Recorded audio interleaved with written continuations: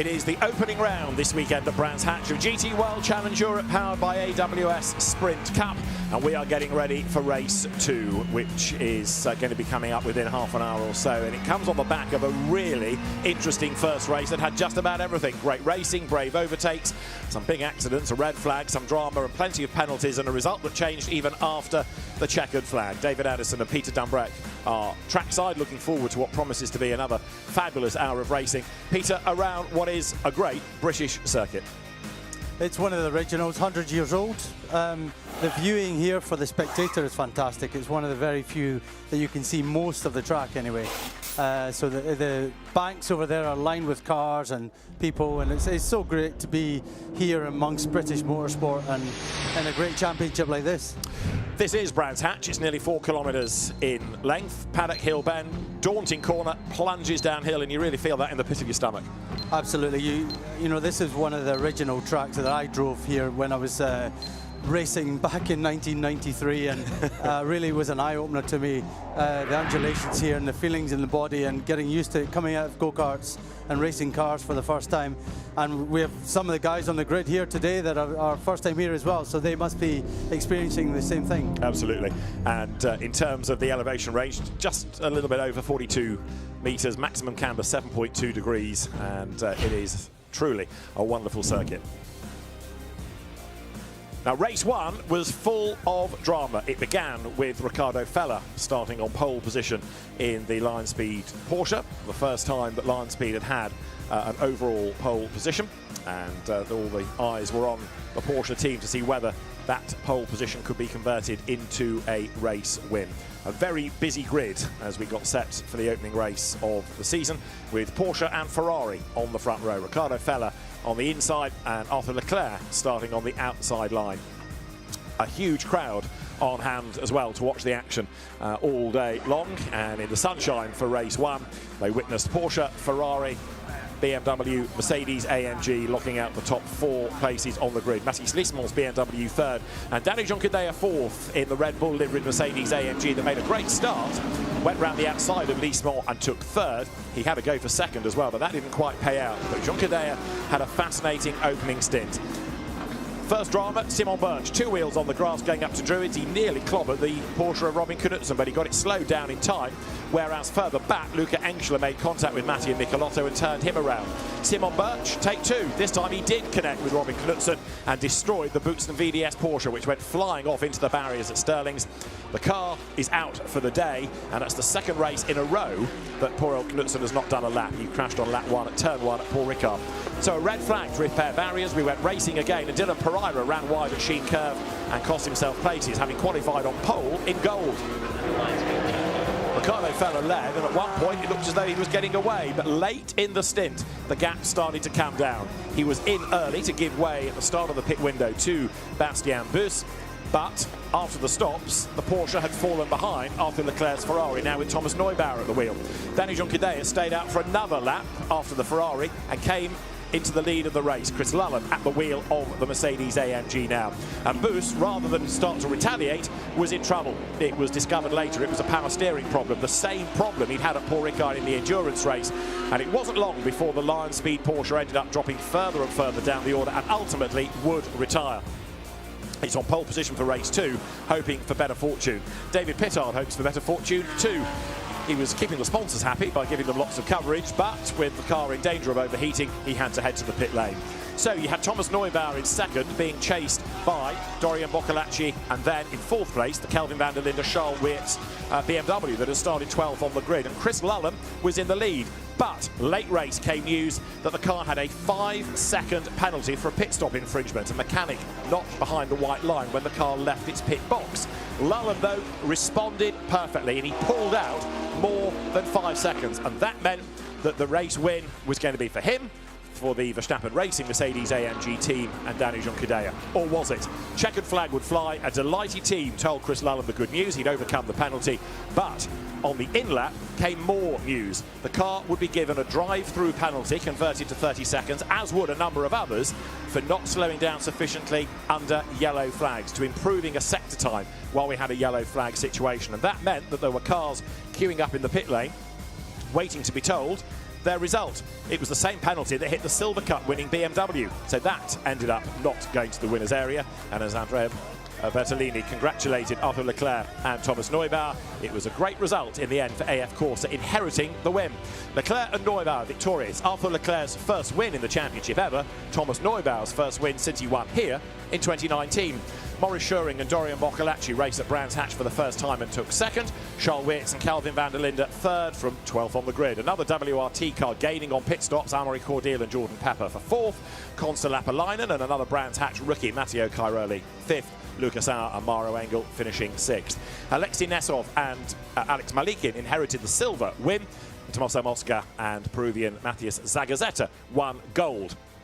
It was an enthralling race, and the stewards have still been busy looking at yet more things, not only yellow flags, but also more pit stop infringements, and so a provisional result only exists, not yet the final result from the first race. They have indeed been very busy. We lose, therefore, the Robin Knudsen Gilles Magnus Porsche from race 2. Great shame for the Boots and VDS team that had worked so hard to repair the car, rebuild the car after Paul Ricard, and another huge task awaits them. However, at the end of race 1, instead of it being blue overalls on the top step, it was a pair of red ones as AF Corse's Thomas Neubauer and Arthur Leclerc celebrated a race win. Second place to the Porsche crew of Dorian Boccolacci and Maurice Schuring for Boots and VDS, and third place Charles Wirtz and Calvin van der Linde. So points for Ferrari, Porsche and BMW. Now don't forget we have a global ranking for manufacturer points, and it's Porsche ahead of Mercedes AMG now, Ferrari third, BMW M up to fourth, Audi in fifth. So we look down onto the grid based on the time set by the start driver for this race from Q2. And we were saying in the earlier Brands Hatch is not the easiest of tracks to overtake around, but there were some really brave moves. Jordan Pepper pulled one round the outside at Hawthorns, for example. It can be done. It can be done. You kind of rely on the driver in front having maybe a little bit of an issue or making a mistake, maybe guarding an apex too much and losing exit speed. But yeah, the Jordan Pepper pass, 2 cars round the outside, ballsy move. Yeah, great move and great to see in racing. But you know, the other thing about this track is there's so many different variables with a pit window as well, and cars coming in at different times. Absolutely. We've talked about how busy the crowd is. Lots of different people on the grid as well, including our reporter Nina Jade Paul, and influencer TGE is down there as well. Let's join them both. TGE, you are no stranger to high-end road cars, but your first time at GT World Challenge. Loving it so far, very happy, in my element. I was down in the garages having a good old sniff around. I was told not to touch anything though, so that's why they're all still working, because I've not touched any spanners or anything. So yeah, having a great time, really cool. Well done for not touching anything. Thank you very much. Who have you got your eye on? To be honest with you, I am quite spread across the different sort of manufacturers. In my collection, I have stuff from most of these brands, so I feel like I can't be too biased anymore. AMG though, I'm also a bit of a Max fan, so anything with his name on, I'm quite excited by. Well, you heard it here first. Thank you for talking with us. Cheers, thank you very much, appreciate it. And there are lots more Max Verstappen fans watching that Mercedes AMG Team Verstappen Racing car that came oh so close to a win. Real roller coaster of emotions for Danny Juncadella, and particularly Chris Lulham, who brought the car home, told of a penalty, told he'd overcome the penalty, then told of another penalty.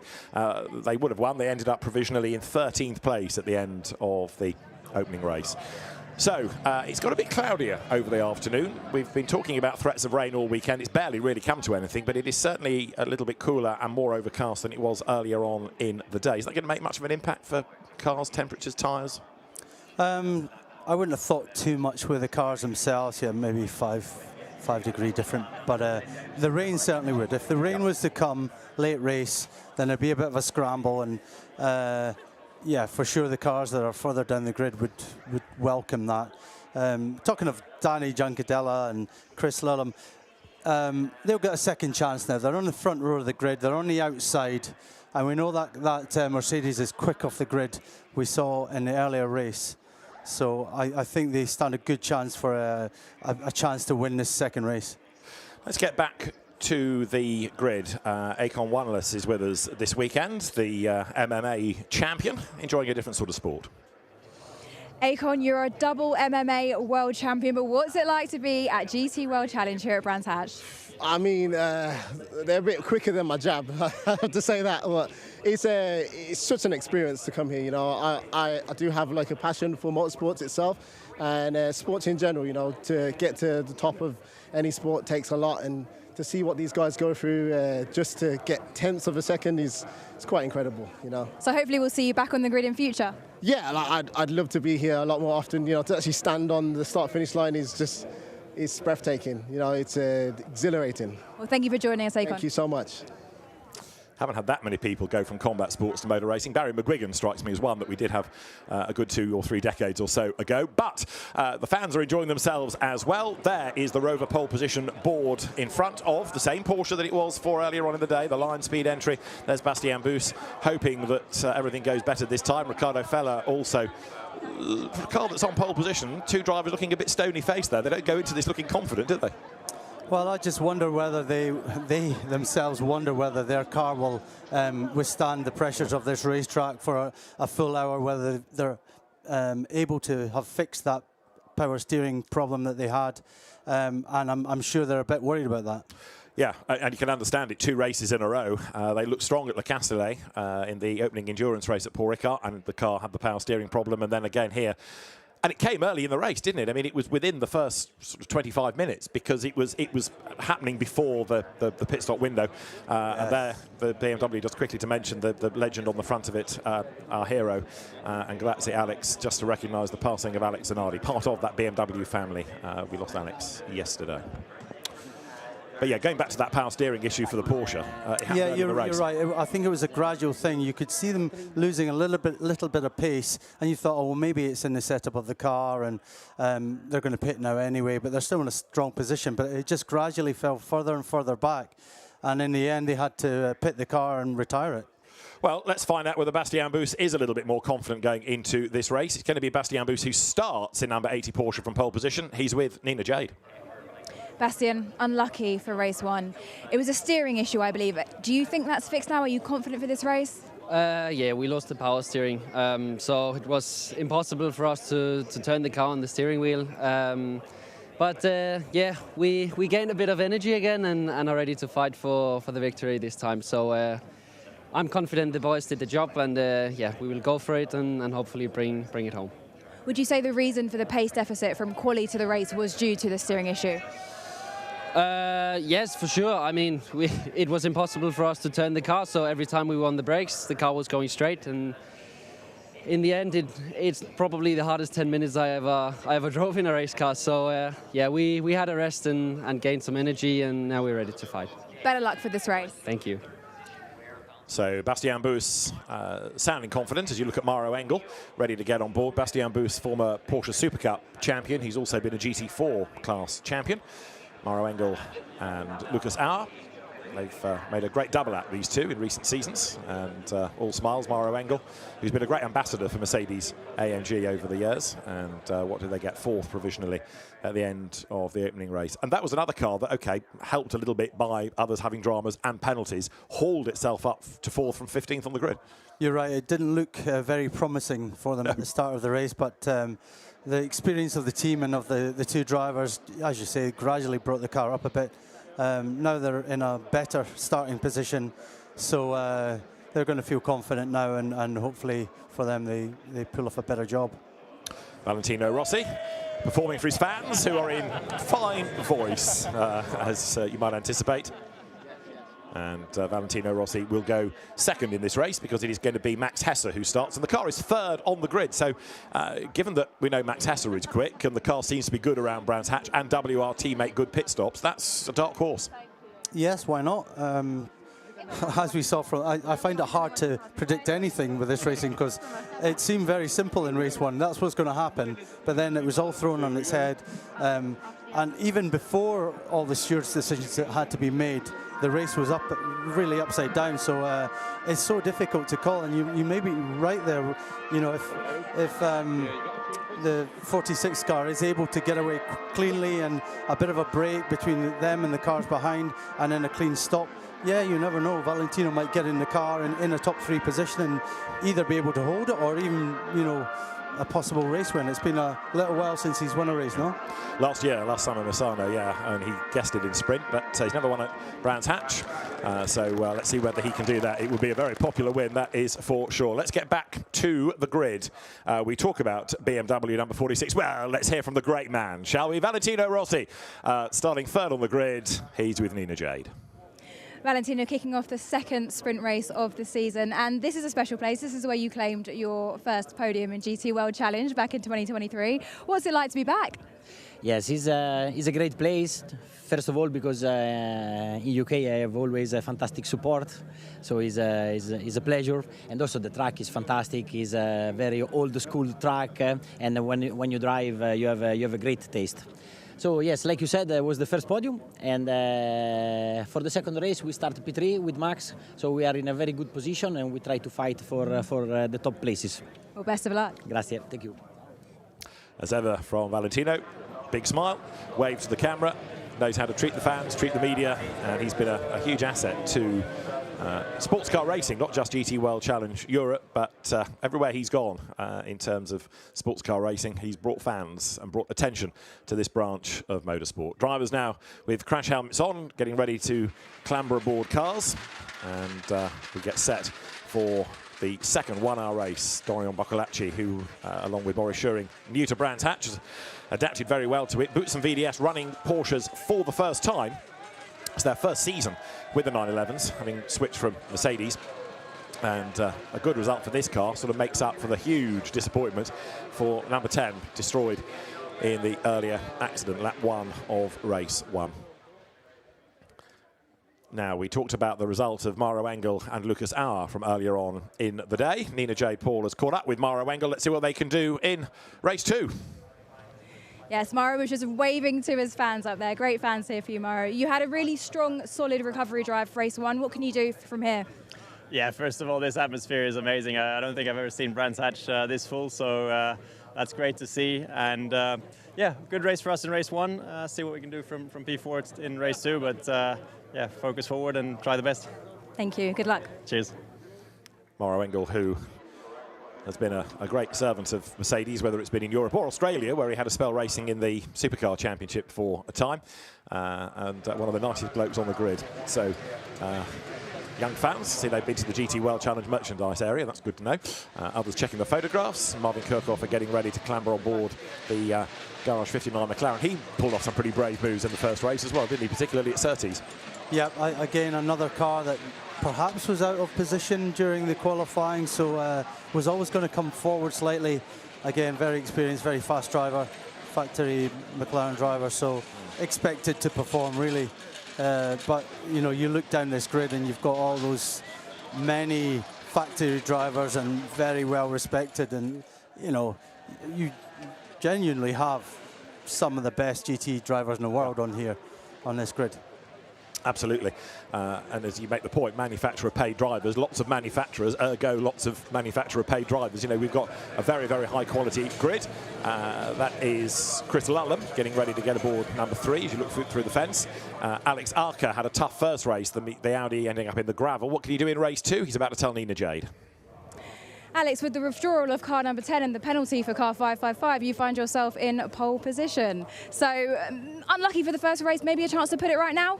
Yeah, let's make the most out of it. Yeah, first race was a bit unlucky for us, but yeah, I think it's the second race, second chances, so let's go and get it. Well, you seem focused. Good luck. Thank you so much. Thanks. The penalty for 555 being a 5-place grid drop for Simon Gachet, who was deemed not to have slowed sufficiently under red flags. The same penalty, in fact, hit Loris Spinelli in number 163 Lamborghini, so a 5-place grid drop for him. It was in qualifying, not the race, earlier on in the day that the transgression came, so a 5-place grid drop. So the Audi onto pole position in gold. Gold won in race 1 by Ferrari. So drivers ready to get on board, and then we will look forward to 60 minutes of racing. It was certainly a dramatic start to the championship, and with Ferrari inheriting a victory. Let's see what is going to happen in race 2. Ignacio Montenegro was unlucky to lose the silver win in race 1. Let's quickly try and hear from him. Ignacio, not the race 1 you would have wanted, but you're starting in pole now. How confident are you in holding that lead? Yeah, well, I'm a bit upset what happened in race 1. But it's something that can happen. Rules are rules. So something that I need to learn.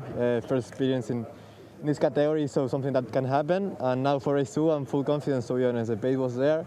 So let's go for this and try to do my best in race 2. Let's go. Best of luck. Thank you.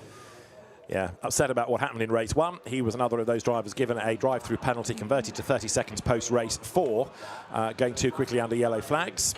And so 30 seconds post-race was very, very costly indeed. Alex Arca ready to get on board number 99 Audi, now inheriting that gold pole. Dylan Pereira is the very quick co-driver for that car. So it's certainly a car capable not only of winning in gold, but also being up at the pointy end of the field, although Alex made an uncharacteristic slip in the first race and ended up in the gravel. The team, Attempto Racing, owned and run by Arkin Arca, his father, who made his name initially running Porsches in the German Carrera Cup and Porsche Super Cup, but has of late become very much a stalwart Audi team owner.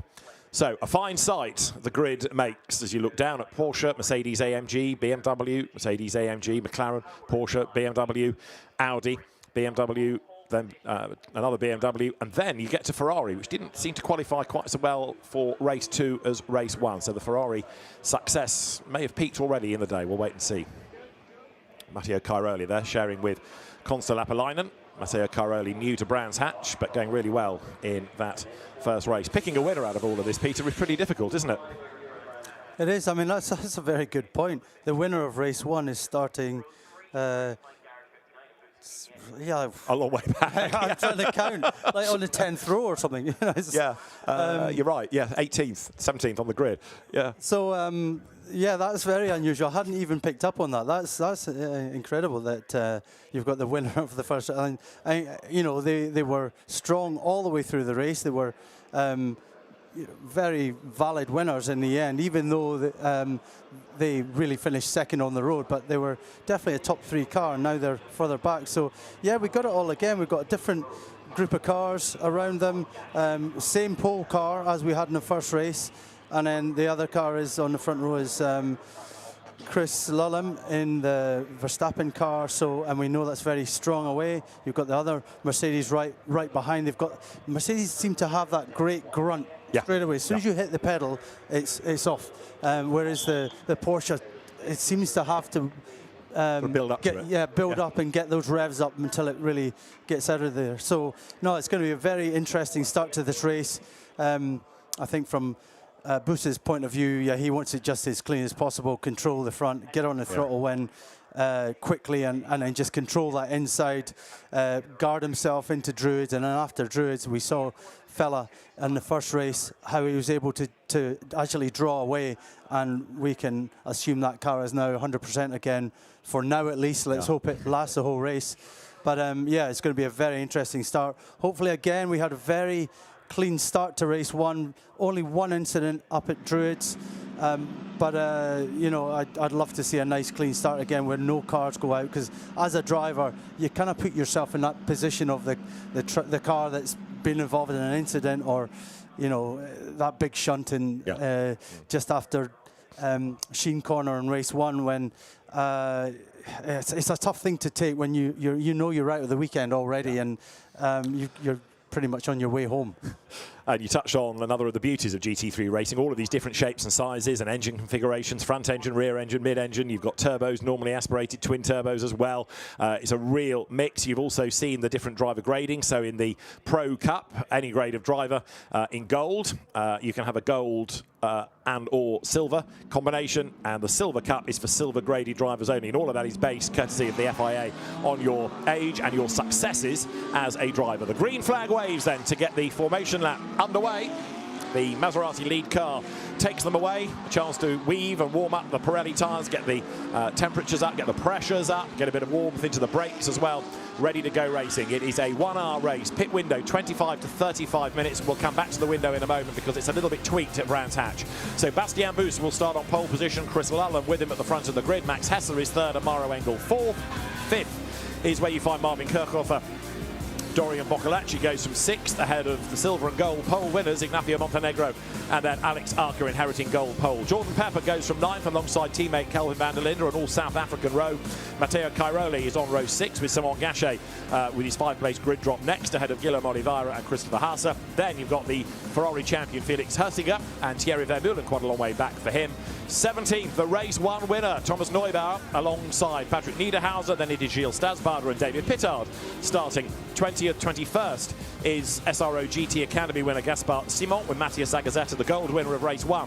Alongside, you've got Kobe Powell's Aston Martin and Louis Prett's McLaren next. James Kell's McLaren lines up alongside Mathieu Villagomez's Aston Martin. A long way back, 27th, is Alex Maliki, the silver winner of race 1, alongside Arthur Dorison ahead of Magnus Gustafsson, Anthony Bartone, Loris Spinelli with a grid drop, Tanat Safra-Tirakul, the Thai driver, and Andrea Frasinetti at the back of the grid. We lose the Robin Lutzum and Gilles Magnus Porsche after its damage sustained in race 1, but even so, 33 for this race. It's going to make for a very busy circuit. And there you're looking out on the front of the number 2 Porsche, which is Dorian Boccolacci at the wheel. Dorian Boccolacci for this race starting 6th. But yeah, take an entry list, put a pin in it, and you'll find the winner. It's absolutely wide open as far as that Pro Cup is concerned, and those class battles in gold and silver are going to be well worth watching as well. 84 then is the Simon Reicher Christopher Haase Audi.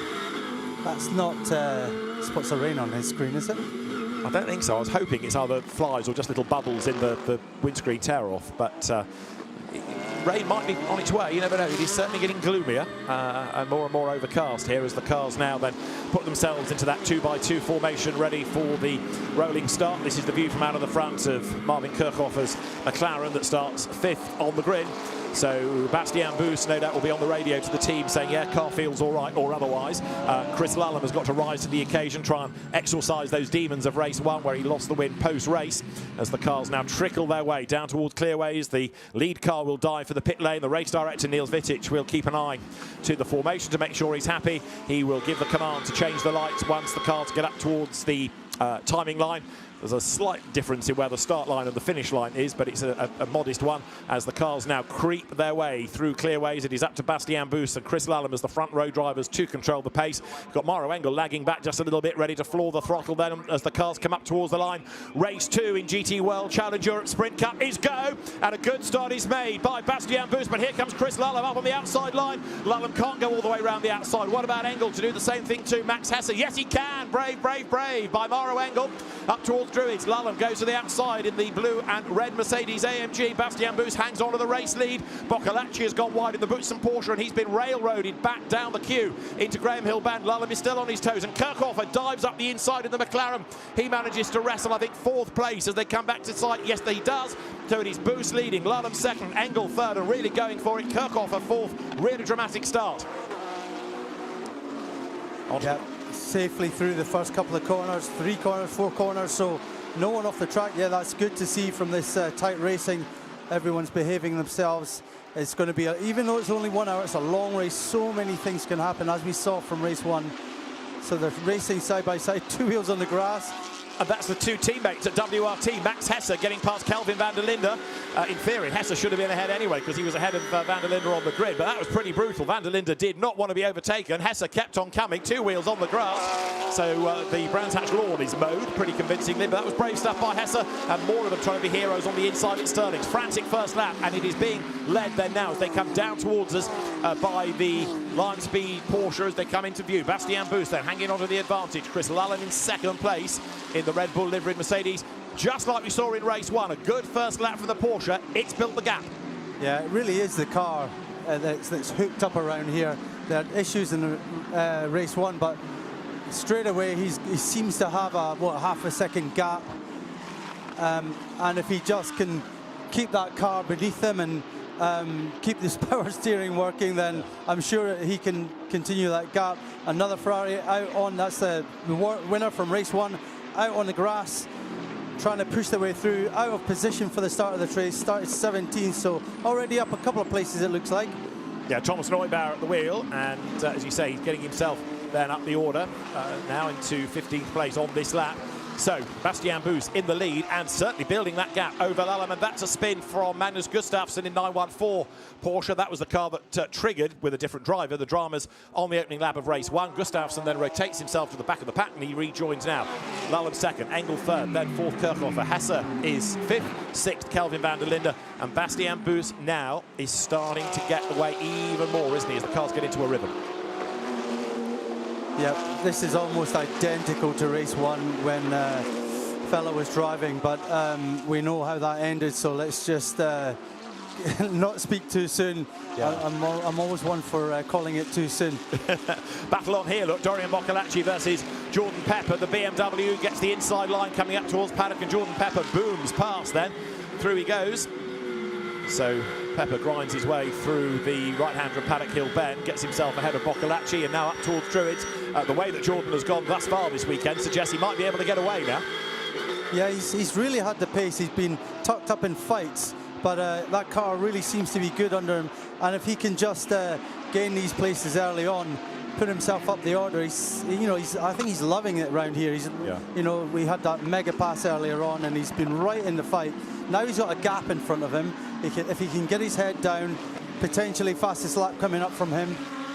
Yeah, at the moment, Bastian Buus has the fastest lap of the race to his name, but you can understand that. He's been in clear air. Other people ending up in traffic, as you look there at the blue and white BMW from Peter Cox's team, David Pittard at the wheel, and that's Thierry Vermeulen, the son of Max Verstappen's manager, hence more Red Bull colours within the Emil Frey camp on that Ferrari. So Buus leads the way then. Here he comes, up towards Sterling's, and Bastian trying to build as big an advantage as he can. The start's been looked at, everyone's happy with what happened, so the stewards can move on to any other incidents that are going to come their way over the course of the remaining 56 minutes of the race. Down towards clearways then. This is the end of lap number 3, and Buus last time was a second and a half to the good, and it is looking a very, very strong start for that Porsche. Yeah, as I said, he's just really enjoying this circuit, and this car is hooked up underneath him, so yeah, if he just continues what he's doing, he's under no stress now. He can just knock out these laps. I mean, he's the man that put it on pole position, so he knows exactly his way around this track. Absolutely right. Bastian Buus then, who excels in Porsches. He came from GT4 Caymans into 911s in both GT terms and also in GT racing, so not only one-make Porsche racing, but also in GT3. So Bastian knows inside out how to make a Porsche work. Meanwhile, battle on here for 4th place. Marvin Kirchhofer ahead of Max Hesse, who didn't make the best of starts, did he? Qualified that car 3rd and had to battle his way back up to where he is now 5th. Behind him 6th is Kelvin van der Linde. Behind 7th is Jordan Pepper. So you've got the leading WRT BMWs there, the 3 of them starting to get themselves together. And then in 8th place, Dorian Boccolacci. 9th leading goal is Alex Arca. 11th leading silver, another WRT BMW, Ignacio Montenegro at the wheel. Now what does Hesse do here to do anything about Marvin Kirchhofer? It doesn't look like he's being able to stay with him. He's close, but not close enough to make a move. That's it, it's as we've established, this is such a difficult overtaking track. So even if you've got a car that's slightly slower, if you don't make a mistake, then it's a big dive from the car behind to be able to pass. This is Paddock. You're looking back from the McLaren. You're 4th with Marvin Kirchhofer. Bastian Buus has stretched the margin of the lead to 2.3 seconds. He's done the fastest lap of the race. We get up to Druids. Hesse breaks a little bit later, tries to close onto the McLaren, and he's conscious that not only does he have to attack the McLaren, he's got to defend from teammate Kelvin van der Linde's similar BMW behind. So pressure is on Hesse here. He's trying to attack and defend. And you can be sure that van der Linde's already got in his mind that overtake. 2 wheels on the grass from Hesse a little bit earlier on. There seems very little between them in pace. So there's a big internal fight going on there. Whereas at the start, up the front there's 2.3 gap between Buus to Lallem. So you've got 2 different races happening here, a nice tight fight, whereas the guys up front are not fighting at all, they're just drawing away. So powering now out of Westfield through Dingledale, 4th, 5th, 6th, McLaren, BMW is that battle pack. Marvin Kirchhofer not staying with Maro Engel, who is there in 3rd place. Engel likewise 1.4 seconds back from Chris Lallem in 2nd spot, and this is the lead car. The Porsche way up the road now, Bastian Buus. Your next Porsche is 8th, and that's the Boccolacci entry from Boutsen. So over the line goes Bastian Buus, heads up towards Paddock Hill Bend, And as he does so, the lead gap now 2.4 seconds. Replay of the start here, Peter. Yeah, again, very clean. There will, it's hard to see, but there will be cars that have benefited from that. One of them was Marengo round the outside. Kirchhofer somewhere in there, able to hold his ground, and you've got the Porsche on the outside. Very tight fight coming up to Druids. The Porsche moves ahead round the outside, but brakes too late and then loses position. That was Boccolacci, yeah. So that car finished very well, second place in the first race, didn't it? So yeah, he's kind of lost out from that. If he'd have just got a bit more temperature in the car and stayed on line, he wouldn't have lost those positions. No, that's right. And then that was the move that Hesse pulled back on the inside of that. Oh, he had a big moment there as well. He touched the side of Van der Linde, it looks like. And this was the Magnus Gustafsson spin, contact possibly with number 6 Mercedes AMG of Anthony Barto. So Gustafsson turned around. None of which is of any concern to Bastien Bus, who is serenely trying to build a gap, isn't he? And he's doing this the right way, flat out, but he's under no real pressure now. He's certainly broken away from Chris Lallam. It's really now not so much him versus the opposition, it's the car versus reliability. Yeah, it's that early stage of the race where we saw it in the last race as well, where everything kind of settles down up front. But you'd be a brave man to bet that that would continue, because we saw a lot of, manoeuvring and positions gained later in the race. So when the Porsche's running wide again there. That's Boccolacci again, isn't it? Again, He clatters into the side of Alex Arca. Now, has Boccolacci got a problem? Because that certainly was a mistake, and he's struggling a little bit up at Druids. Fighting the car, Arca wags the tail of the Audi at him, but Boccolacci doesn't want to be overtaken. He wants the place back, but that looked like his error going into paddock. It did actually, yes. I think he just braked a bit too late.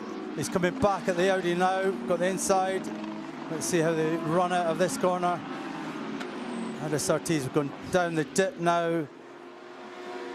Yeah, the Audi just got that grunt, and then there's the McLaren pulling up behind as well.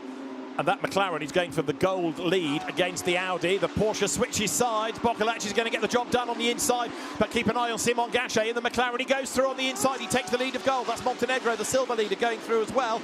And all of a sudden, Arca has been shuffled back in the pack. Now, has he developed a problem? Was there a bit of contact that's damaged the car up at Druids? Look, he's struggling. Puncture, perhaps. Yeah. Big problems for Arca. You can see the time has disappeared, and he's slowed right down. So the car ended up dropping down the order and into the gravel in race 1.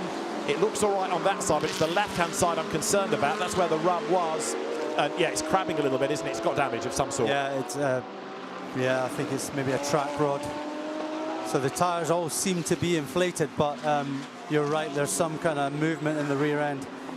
You saw that contact with the Porsche up at Druids, and it looks as though Arca has come off worse. Real shame, that. It didn't look the hardest of hits either. So you've got Bastien Bus in the lead. You've got Chris Lallam second. They're going underneath the shot. Third is the yellow Mercedes AMG of Maro Engel, and Alex Arca into the pit lane. A weekend that promised so much for Tresor and Tempto. Now let's piece it all together. Boccolacci goes wide. There's the first bit of hit and shoulder as he comes back onto the racetrack. But I think there was more coming the other side of Druids as well, as Boccolacci trying to fight back. Anyway, the net result is the Audi is in the pit lane and one fears out of the race, looking at that. It does very much look like that. I mean, it's an hour-long race anyway, so you would say they are out of the race regardless, even if they can get it running again. And once you fall off the lead lap in this type of racing, your history, aren't you? So Alex Arca, sad to say, out of the race, as there, Max Hesse looking a fraction nearer to Marvin Kirchhofer, I suspect, this time coming through Sterling's.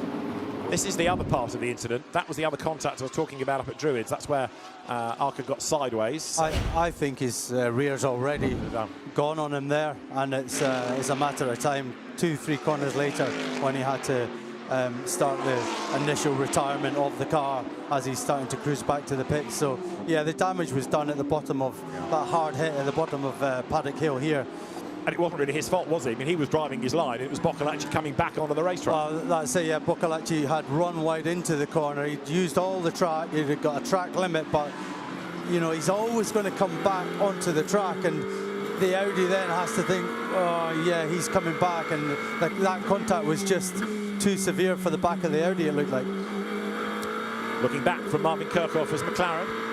We've had a very lively first 10 minutes of the race, still a lot to go. Kirchhofer then is ahead of Hesse, and this is Max Hesse's view aboard that man's car. Valentino Rossi takes on some more liquid, getting ready to jump aboard on that pit stop window. So Marvin Kirchhofer in 4th place. Simon Gachet, despite a grid drop, is now into the lead of the Gold Cup. Ignacio Montenegro's BMW in the lead of silver, and already quite a few, and Marvin Kirchhofer is amongst them on a number of track limit warnings. Kirchhofer has got 4 track limit warnings already. That is definitely not ideal. So at 6, you're getting a penalty. Is that right? Yeah. Yes. Yeah. So he's got to be careful. And so also has Dean McDonald for 47 more minutes. Well, now there's another one because a black and white driving standards flag has gone the way of Kirchhofer. So that's his warning. And then it'll be penalties. So Marvin Kirchhofer needs to be ever so careful now. Perhaps it illustrates just how hard you have to take a car and hurl it round Brands Hatch. And Marvin Kirchhofer right now is in 4th. Hesse 5th. Van der Linde in 6th place. There are the BMWs up towards Druids. Sitting on the back of the Garage 59 McLaren. A little bit further back, what progress from the race 1 winners, Thomas Neubauer and Arthur Leclerc. Well, Neubauer is still stuck in 16th, so he's just not making any progress. Yeah, I mean, if we saw it on camera, I'm sure they're in a glut of cars just running nose to tail. A bit like these ones where, you know, the BMW could be marginally quicker than the McLaren ahead, but it's just not that extra bit to be able to have a go. And you see the gap there, it's not really closing, it's not eking out any, it's just Kirchhofer does need to be more careful now, of course. He's got more on his side, that more potential track limit penalty coming his way, so he really does have to be careful, whereas the BMW maybe doesn't. Yeah, Kirchhofer, as I say, has been racking these warnings up. Our timing display offers us one column of the number of warnings. The next column is the number of penalties that they've had. And Bastien Bus, the race leader, has not yet had a single warning for track limit abuses. In other words, running too wide over the curb, using too much of the real estate at Brands Hatch. Valentino Rossi's car, Max Hesse at the wheel, goes through Paddock Hill Bend. Dean McDonald's McLaren ahead with Marvin Kirchhofer at the wheel of it as they break for Druids, and Hesse edging a little bit nearer as we start now lap number 11. For pit stops, because the Brands Hatch pit lane is so cramped relative to other places, we've got 2 teams that don't even have a garage. They're a little bit peripatetic at the pit-in end of the garage, the pit lane, but to give the teams a bit of space and also to make it safer, the pit window, although it is 10 minutes, is really 5 for you, because the first 5 minutes of the pit window for this race will be for the Silver Cup cars, and the second 5-minute period is for the Pro Cup and the Gold Cup cars. It just alleviates the amount of pressure in the pit lane, makes it safer for people to work. So unlike most rounds, you've only got 5 minutes to make your pit stop. Now there is Dorian Boccolacci. We saw him make contact with Alex Arca's Audi that ultimately put the Audi out of the race. Big disappointment for Alex Arca, and he's with Nina Jade. Alex, such an unlucky weekend. Talk us through the contact with Dorian. Yeah, he made a mistake into T1. I felt like I had just more pace than him. You know, and then it just ends up how it ends up in Brands Hatch. You do one mistake, you go wide, but he just snapped back for whatever reason. I don't know. I have to talk to him because of it. I'm not here to point fingers at anyone or anything, but I'm just really gutted and sorry for the team. Like they've been fixing the car after my puncture in race 1, after throwing this car away already there. And yeah, another good result, another potential win in class that we just threw away. And I'm really, really sorry to the team, to the sponsors, to everyone involved. So yeah, weekend to forget, but yeah, we come back stronger. You're understandably very frustrated. What's the damage on the car? It's something steering related. I got the hit already, then the steering wheel went to, basically just did almost a 360. I couldn't really brake anymore. So yeah, I thought, like, you know, before going back into the gravel where I belong. Oh, don't say that, Alex. I appreciate you for talking with us, and better luck next time. Thank you so much. Have a good one. Cheers. Thank you. He's a really good character, Alex Arca. He's able to shrug off massive disappointment and still turn it into a joke. So there's the contact. Alex Arca thought he was gaining a place. Instead, he gains a big whack in the side. And there, in fact, as the car brakes for the corner, it's squirming, isn't it? As you said, it's gone then already. So I think that probably will be in the stewards room. They'll be looking at that. I don't know. they could deem that an unsafe rejoin because he was beyond the white line and he was coming back on track. That could be the way they look at that, or it might be just a racing incident. So Bastien Bus on lap 13 is the leader by 2.3 seconds from Chris Lullum in second place. Maro Engel third still. Then it's Marvin Kirchhofer, Max Hesse, Kelvin van der Linde, Jordan Pepper, Dorian Boccolacci, Simon Gachet ninth heading gold, and 10th the Silver Cup leader Ignacio Montenegro. What progress of some of the other quick cars out of position. Kobe Powell's number 7 Aston, he's only 21st. Thomas Neubauer is still 16th. So a lot of the teams now are really banking on pit stops to save them and to jump them up the order. Well, we saw in the first race how teams chose different laps. So John Cadella was the very last to pit and vaulted into the lead of the race with obviously Lullum driving. But one of the first cars to pit, in fact, the very first car to pit was the current leading car. And we saw how they lost out from that. So I wonder whether they'll learn and say, you know what, we have a good car, we'll pit at the end of the pit window and not at the start. So looking back then from the McLaren through Sterling's, you just had a look at the relative top speeds of cars through that tight left-hander, and now the speed builds once again as they come down towards Clark Curve. Into the right then, looking back from Kirchhofer's McLaren. Behind you've got Max Hesse, and speed builds then up to 220. Can we get to 230 kilometres an hour? Yes, and then hard on the brakes into Paddock Hill Bend, down through the gears, through that right-hander. Road plunges downhill and then climb up towards Druids here. So in through the right-hander of Druids they go, and downhill once again. So down through Graham Hill Bend, Hesse turns through and chasing after that McLaren. So Hesse for 5th, and he is unable really to get into position. Again, I suppose we come back to dirty air against that McLaren to really make a move. And actually now even van der Linde has had to sort of fall back a little bit. In terms of how the lap times are, that pace judge, you can see that that Kirchhofer, I should say, in the McLaren is above average in Pro, but equally he can't shake off the BMW. Yeah, I mean, that's the thing. When you follow another car closely for an amount of time, it tends to wear your tyres that much more. Your engine tends to get a bit hotter. If it's already on the limit, you lose a little bit of power. So it could be that the BMWs just say, okay, well, I'll sit back this little distance here and keep my car fresh and maybe have a push towards the end of the stint. We're on 40 minutes left in the race now, so pit window will open in what, about 5 minutes, just over 5 minutes. That's right, it'll be the silvers that come in first. So what we had in race 1 is reversed for race 2. In other words, the silver cars pit first in the first 5 minutes, Pro and Gold in that second 5 minutes. The lead gap, 2.6 seconds. The last lap of Bastien Bus, another couple of tenths quicker than that of Chris Lullum. Interestingly, Max Hesse has just done the absolute best in the last sector as you look at the Gold Cup leading Simon Gachet. McLaren, David Pittard's BMW is second in class. David Pittard, another much underrated, very quick British driver. Matthias Agazeta, the Peruvian, third winner of gold in race 1. And there is Gachet downhill. Was a very proficient rugby player in his schoolboy days.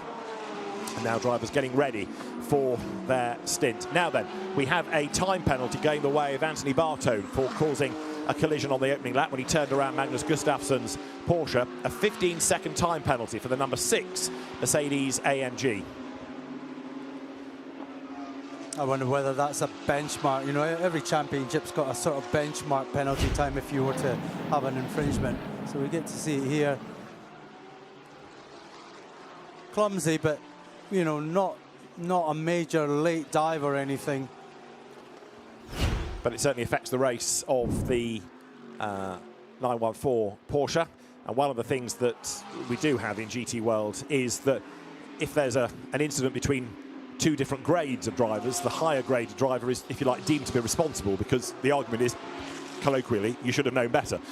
So depending on the grading of Bartone versus Gustafsson, Anthony Bartone may have copped for it in that respect as well. Right, we've done 15 laps. Bastien Bus still leads the way as you look at Ignacio Montenegro trying to exorcise those demons out of race 1, where he got a post-race penalty, lost this Silver Cup win.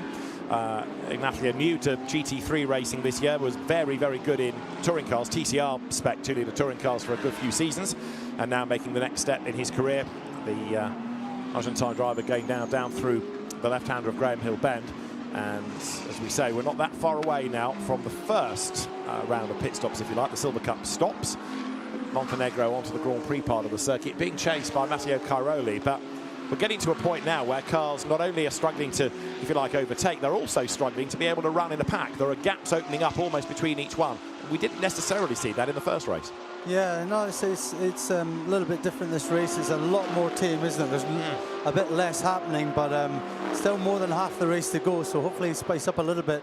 But yeah, I think we're all waiting for, as the drivers probably are, for the pit stops now and trying to make that correct call and when to come in and maximise it, and hopefully your team then does the optimum job to get you in and out as quickly as possible. It's a bit like the calm before the storm, isn't it, at the moment, as you look at Mario Engel hard at work then, as you sit alongside him in the Winward Racing Run Mercedes AMG.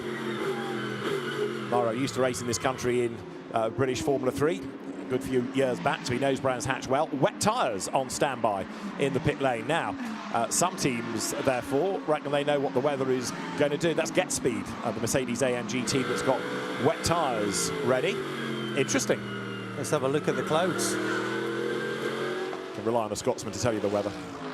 I mean, we are surrounded by heavy laden clouds, but yeah, who knows whether that will come or not. Just wonder whether that might be a bit of brinksmanship from Get Speed, put some wet tyres out, make other teams think, oh gosh, they're expecting rain, and they go into a flat mode when actually they know it's going to be dry all the way through. It's not beyond the realms of possibility, that. Yeah, I mean, I've seen that before as well, absolutely, yeah. So let's just have a wee look at the phone, see what the weather's saying. As you do that, let me just mention that's Bastien Bus going under the camera down towards Clark Curve. This will be the end of lap number 17 as we get closer towards the halfway point. We're getting closer to the pit window. Meanwhile, let's get back and join Peter with the weather. Well, the phone says potential for 1 millimetre of rain around about now. Okay. Possible. A millimetre. A millimetre. So I'm not sure it's worth a tyre change to wets for that. No, you're right. That's Patrick Niederhauser, last year's Endurance Cup champion, having switched from Porsche to Lamborghini for this year with that new Temerario still in its infancy in terms of development. There's a lot more to come from this car yet. And right now, Niederhauser is battling his way up towards the line. Gilles Stadsbader's Ferrari is ahead of him, 18th and 19th, those two run as they head towards Paddock Hill Bend right now.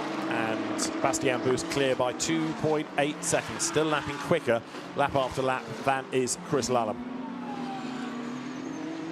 So Niederhauser helping Lamborghini with the development of this car, but perhaps frustrated that he's not as high up the order as he would like to be. But Rotronic Racing sort of having to reset and say, OK, we're going to almost sacrifice a season, but it's going to help progress this car.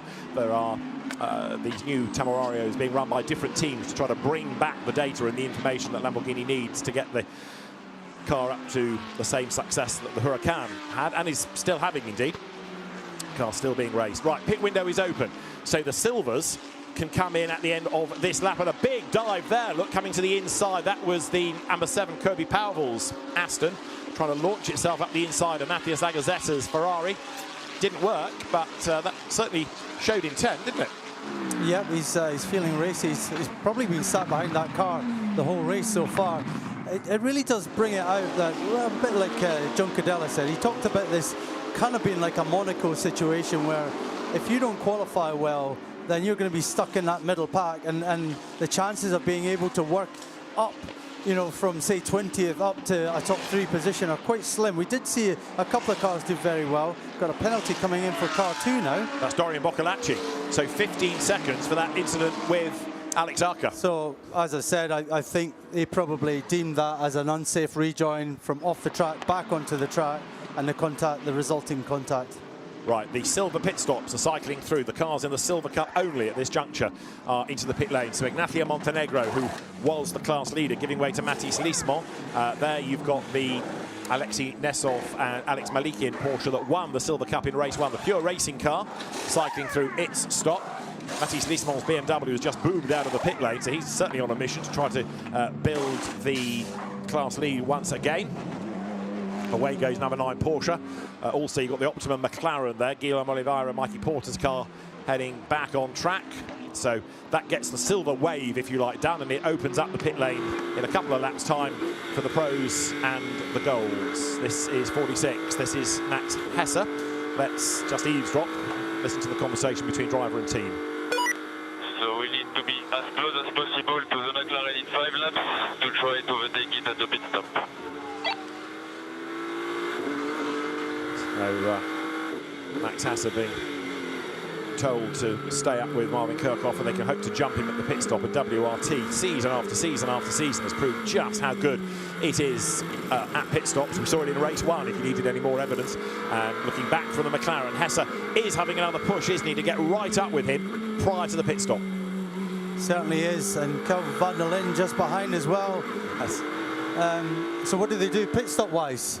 Do they have to split the two cars, WRT? Good question, because you wouldn't necessarily want them on the same lap. There's a different crew for each car, but you don't want one to get hemmed in by the other. So do they put them on different laps, or are they hopeful that the first one goes a split second before the second one? We'll find out come the end of the lap, no doubt, once the time allows for the golds and the pros to come in. We're not quite there yet, so it's going to be another lap in fairness, but we'll see how WRT takes it. It might partly be about not wanting to stack cars. It might also be to get one of them into clear air. You know, for example, if Kirchhoff pits and Hesser gets clear road, does that change the strategy because he can go quicker for a lap?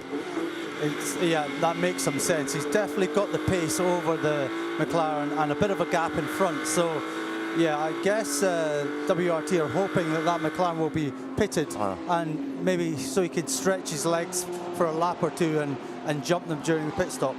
As I say, it's the first 5 minutes of the 10 are for the silvers. Then we get to the pros and the golds. And again, Hesser closing up under braking here as they get to Druids. Through the right-hander they come.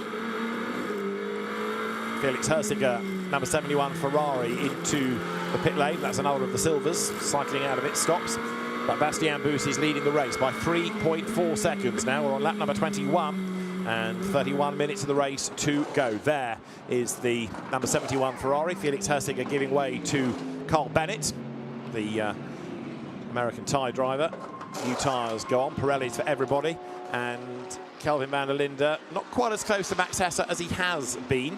Just waiting to see what pans out in front of him maybe as they swoop now onto Westfield. There is now Mathis Lismont back at the wheel of number 30. The car he started in race 1, and this was leading in silver, and it should be able to now claim the lead back. Everybody else in silver cycling through. So Mathis Lismont leads silver, and once the golds and the pros make their pit stops, it'll kind of regain, if you like, its earlier position. It'll be there or thereabouts once more. So van der Linde comes now through Clark Curve. And he has dropped back a bit from Hesser on that lap, has he not? So last time he was 1.3 seconds adrift. Gap's certainly gone up over the last couple of laps as through goes Kirchhoff, through goes Hesser, and their Ferrari versus McLaren battle. Mikey Porter in the orange McLaren just at the head of that scrum, and he's being dive-bombed, isn't he, by the AF Corsa cars all around him. One of which gets well and truly run wide. That was Carl Bennett in the second of the AF Corsa Ferraris there, and Jeff Machiels rather uncompromisingly trying to find a way past in number 52. So there is Jeff Machiels going by, and Mikey Porter did a good job, I think, there in the McLaren of keeping both at bay. Yep, definitely. I guess they've just left the pits recently on cold tyres, and hence the fight that's taking place right now. So you can see the McLaren still moving around. It's not fully up to temp yet. Yeah. But what Mikey Porter has done then is fend them off for a few corners, then he sort of gets into a rhythm, and now he can just start to steady the ship, can't he, and start to build that gap over those Ferraris as they come by. Now, Mathis Lismont, fresh into number 30 BMW on new tyres, has just done the fastest lap of the race. That's a Silver Cup car with the best lap of the race. Now, look, we've got the pros stopping. That's the Patrick Niederhausen, now Luca Enschler Lamborghini going back out, the yellow and blue car, with Matthias Agazeta in 51 Ferrari behind. So what about Kirchhoff? Is he in this time? Yes, and Max Hesser follows him in, so they don't keep him out for a clear lap. And van der Linde does stay out for another lap, and that therefore means that WRT doesn't have to stack cars. Lullum is in relatively early. Bus is also in. Engel is in. So van der Linde takes over the lead of the race, on the road at least. So does this benefit him, because he's going to have a lap now, clear lap in front of him, maybe even 2 laps where he can push to the limits of the car with no one holding him up, and then potentially jump them as he then pits himself. Let's see, there's Ricardo Feller leaving the pit lane. Then Danny Juncadella behind. Then it's Mauro Engel, with whom he won the IGTC crown a few years back, and the two Mercedes AMG blast out of the pit lane. That's the Bartone car, Anthony Bartone's car going through, which now is being driven by Aurelien Panis. Simon Gachet's McLaren, with his driver change done, gets ahead of Constant Lapalainen there, look, as they come out of the pit lane. 555 Romain Andriolo now at the wheel of the car. So the order shuffles. It was shuffling anyway with the silver stops. Now we're going to have these pro and gold stops. And I reckon now that you've got Lucas Auer rather closer to Danny Juncadella than he was when that Mercedes was with Maro Engel at the wheel, and it was Chris Lallam at the wheel of number 3. The gap between those two Mercedes looks a little bit less. It does, just fresh out of the pits on new tyres. But interestingly, the gap from them to Fella is even larger than it seems before. Yeah. The Verstappen Mercedes, 3 seconds longer in the pits than the Winward car behind it. So 45-second pit stop to number 3 and 42-second pit stop to the yellow Mercedes behind. Now that into the pit lane is Kelvin van der Linde to give way to Charles Weerts. Now this is going to be fascinating. The WRT BMW was running 6th, stays out an extra lap. So let's see whether this is going to be another Demon WRT stop, and indeed where that car catapults to as Fella goes through them. Didn't look the quickest on the front right. It looked a little bit slow. Yeah, I agree. Didn't look quite as... And they've got hampered by another car coming in as well. So there's the McLaren. Yeah, it's Kobe Pavel's Aston in the way. McLaren goes through, but there is number 32 BMW, and it vaults, does it not? 46. Let's check. Valentino Rossi's car is still ahead. Yep, let's check. Coming out of Druids. So there are the Mercedes. There is Rossi. Yeah, so actually... So Rossi's car has passed... The McLaren. The McLaren. Yeah, you're right. And so van der Linde doesn't really gain... or now Charles Weerts at the wheel, doesn't really gain out of that pit stop. There is Dorian Boccolacci's Porsche, which is going to be now Maurice Schuring at the wheel, fighting with Ben Green, and side by side they run at Graham Hill. Ben Green gets sort of roughed up a little bit and forced out wide. Maurice Schuring goes through. That car, of course, delayed after its penalty for causing a collision that it had to serve. So, onto the Grand Prix part of the circuit they go, but the Boutsen Porsche leaving nothing on the table. Maurice Schuring saying, I'm coming by, you sort yourself out. Well, they've now got nothing to lose. They've just got to push and try and get back up into the points. Now, number 48, the Maro Engel Lucas Auer Mercedes, has been noted for a pit stop infringement. That could be, again, mechanics over the white line like we had in the earlier race, but it's going to be worth keeping an eye on that. Meanwhile, Danny Juncadella has just done the fastest lap of the race. There you've got Ricardo Fella. He's 5.7 seconds in the lead now over Juncadella, but Danny lapping quicker. But Ricardo is, I mean, essentially with that gap, he's kind of safely, as everyone cycles through, he's safely back into the lead. And really, I guess the only thing in his mind now is preserve the car and get it to the end. And if he wins by 1/10 of a second or 5 seconds, it's a win. Absolutely. I wonder whether it's going to start playing tricks with his mind. He gets to a corner and suddenly thinks, oh, that feels heavy, when it doesn't really. You know, it's all psychological, willing the car to the end. So guaranteed he'll be feeling that. Yeah. And different noises as well. Yeah, of course.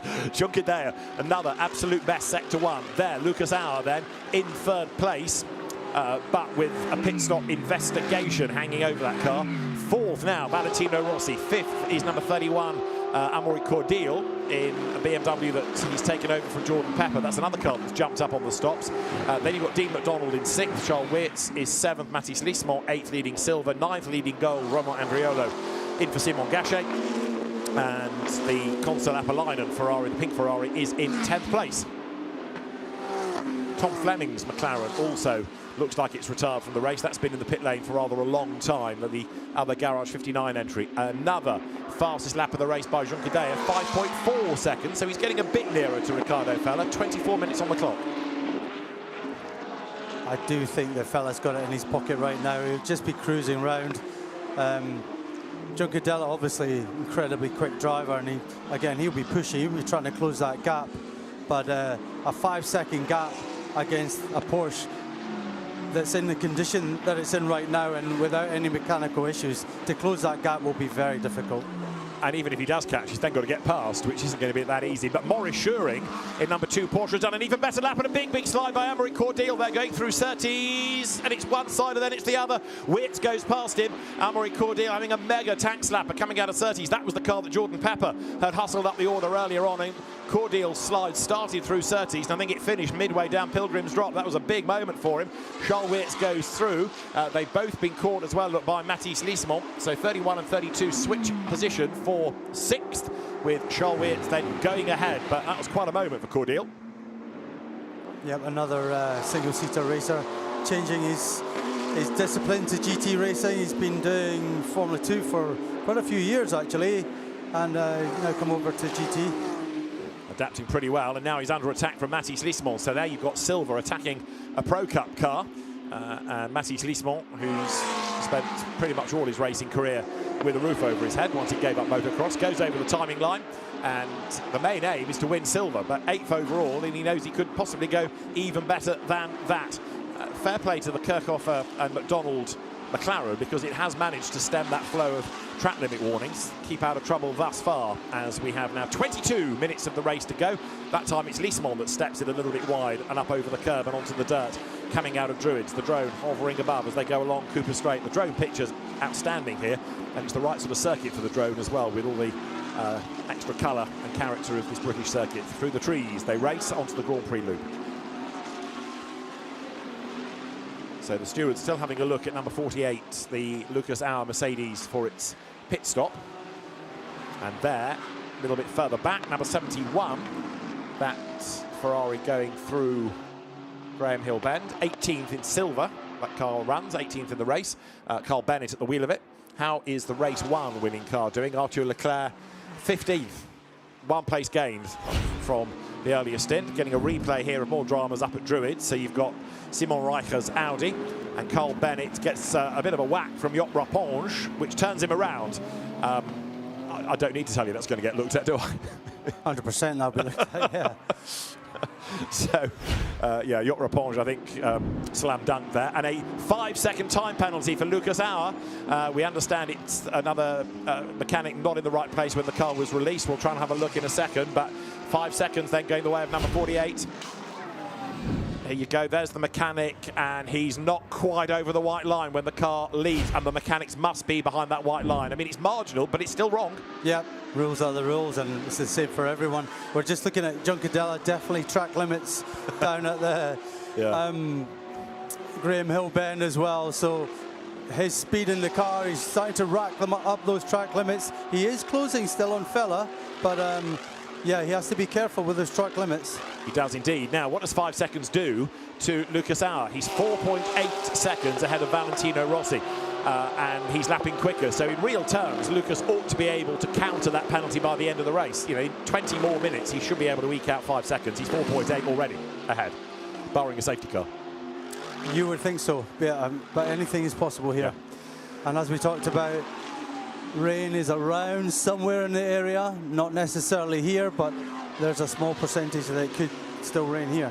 Yeah, the cars with their lights on, and the lights starting to look a little bit more penetrating now through the gloomier conditions.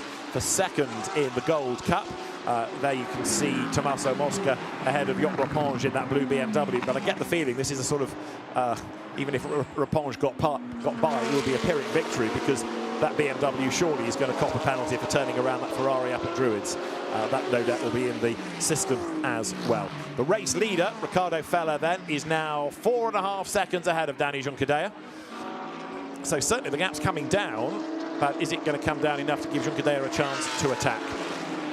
914 Porsche, Simon Birch at the wheel. Final warning for track limits now, at which point race control just sort of gets a book and throws it at the driver. That was the Simon Birch car that caused the incident in race number 1. I'm guessing that Dean McDonald's ID is not working. Because it's still showing as Marvin Kirchhoff. Yeah. So on the timing display, comes up with Ricardo Kirchhoff is named. The car does have a transponder issue as well, so I think not only do the timekeepers have to put him in manually, they can't change the driver ID because the transponder's not talking to them. So yes, it's saying Kirchhoff, and that car really is in 5th place, but it is Dean McDonald at the wheel. Here you've got Simon Reicher ahead of Luca Engschler, ahead of number 51 Ferrari, which is Tommaso Mosca. This is 17th, 18th, 19th, Pro, and then gold, because behind Mosca, wait for the blue BMW, there it is in the background, that's Joop Raponge, the Dutch driver, sharing with David Pittard, and that's the battle going on for second in the Gold Cup as towards us they come. So Luca Engschler in 18th place, made his name in touring cars before GT racing beckoned. Interesting for me is that the Leclerc car, number 50, is still in 15th place, race 1 winner, and they've been unable to make any progress after lap 1 when they got a couple of places up the grid. So yeah, Ferrari just stuck in the middle of the group fighting, but the cars at the front just driving away. Yeah, they couldn't do anything seemingly in the pits. They've, as you say, been unable to do much in terms of pace, and mired they are in traffic as the cars round Druids downhill. Tommaso Mosca then makes a move to the inside of Luca Engschler. He doesn't need to get past necessarily, but he would like a bit of protection from Joop Raponge in that blue BMW, the Peter Cox team run car behind, because Raponge is his rival in gold. Through Surtees they come, and now they power again along that far straight down Pilgrim's Drop, heading towards Hawthorns. So Ricardo Feller, 4.2 seconds to the good last time, and the gap to Junqueira is 4.3 seconds. Then Lucas Auer goes through, and he has now cleared that 5-second penalty over Valentino Rossi. It's 5.3. So as we were predicting, it's only going to get bigger. Yeah. So yeah, Fella's stemmed the pace of Junqueira, and now he's produced a slightly faster lap, 2/10 faster. So yeah, he really does seem to have this car under him. He's just driving a conservative race, protecting the car, not doing any track limits. So there going through is Joop Raponge, running in goal as he comes up towards the timing line, sitting on the back of Tommaso Mosca. They break the beam, and the gap between those two, 3/10 of a second last time, 3/10 of a second this time. So Raponge a little bit stuck there. Charles Witt, by the way, is still pressing on to try to catch Dean McDonald because he's doing personal best sectors. We've got 16 minutes of the race to go as the cars again dive downhill, coming from Druids into Graham Hill Bend. Simon Reicher then in the Audi, running 17th, International GT Open champion. And this is the view from on board with the KPX Motorsport car. Peter Cox's team, Joop Raponge at the wheel, the Dutch driver, staring at the back of that Ferrari, but unable to do very much. Lead gap 4.3 seconds. Raponge now on his run down towards the right of Hawthorns. Fastest part of the circuit, it seems, into this Hawthorns corner. Quite a fantastic double right-hander. This one's a little bit slower, and then you dip down to Dingle Dell, up over Sheen Curve.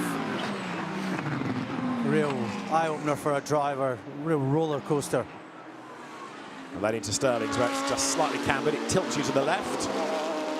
Ride the curb, out the other side. Behind Joop Raponge there, you've got Jamie Day in the Valkenhorst Aston Martin. Jamie, another quick driver, so he might have something to say about this with 15 minutes to go.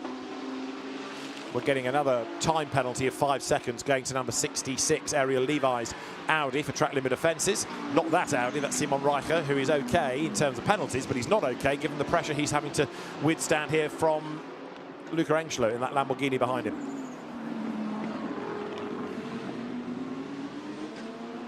It's quite a train of cars, isn't it? And it shows how the BOP works. Audi, Lamborghini, Ferrari, BMW, all running so close to one another.